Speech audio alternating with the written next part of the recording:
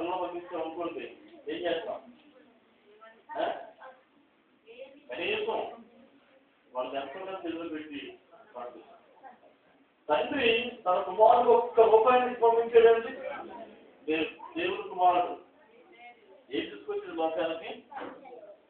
చెప్పండి అమ్మా. రక్త హస్తాలతో వచ్చాడు. హల్లెలూయా. ఏం తీసుకొచ్చాడు? రక్త హస్తాలు. అంటే రక్త హస్తాలు అంటే ఇక ఏమీ లేదు ఆయన చేతిలో, ఏమీ లేదు ఆయన చేతిలో. కేవలము ఆ రక్త హస్తాలు కాలాన్ని చేతులతోనే ఆయన తీసుకొచ్చాడు. ఆయన అలా రావడానికి తన మహిమంతటను ఏం చేసుకున్నాడు? తాను ఎవరో, తన మహిమేంటో, తన గొప్పతనం ఏంటో, తన శక్తి ఏంటో, తన బలం ఏంటో అన్నింటినీ కూడా ఏం చేస్తున్నాడమ్మా? వదిలేసిన పర్వతం. ఏదో ప్రజల మధ్యలో కొన్ని అద్భుతాలు చేయాలి కాబట్టి తన కోసమే శక్తే తప్ప తన పూర్తి మహిమను కానీ తన పూర్తి శక్తిని కానీ దేవుడు తీసుకుని రాలేదు. దేవుడి స్తోత్రం. తన కుమారునికి కనీసము ఒక్క రూపాయి కూడా ఇవ్వకుండా ఒక ఇళ్ళలో చూపించారు కనీసం. పోతే నువ్వు భూమి మీదకి వెళ్ళు, ఒక ప్రెసిడెంట్తో మాట్లాడుతాను నేను కళ్ళలో కనబడి,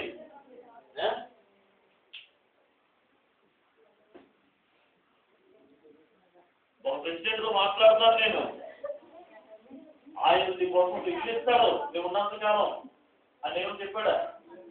కొన్ని ఇందులో నా కుమారుడు పడుతున్నాడు, ఆ కుమారుడికి మీరు ఒక ఆయన ఉన్నంతకాలం 3 సంవత్సరాలు ఉంటాడు, ఆయన ఉన్నంతకాలం మీరు ఒక రూమ్ ఇవ్వండి అని చెప్పాడు.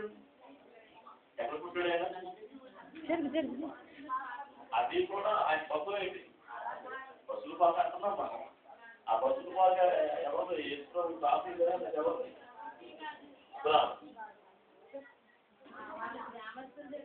ఎవరో పరాయి వాళ్ళు. దేవుడి స్తోత్రం.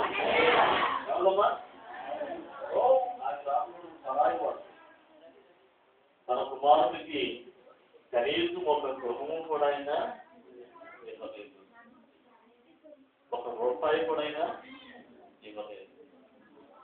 బట్టలు ఇచ్చాడు. ఇది బట్టలు కూడా ఎవరు అంటే మరియా యేసు ఇద్దరు కలిసి ఒక అంగి లాంటిది, పొడవటి అంగి ఒకటి ఆయనకి, ఒకటే అంగి.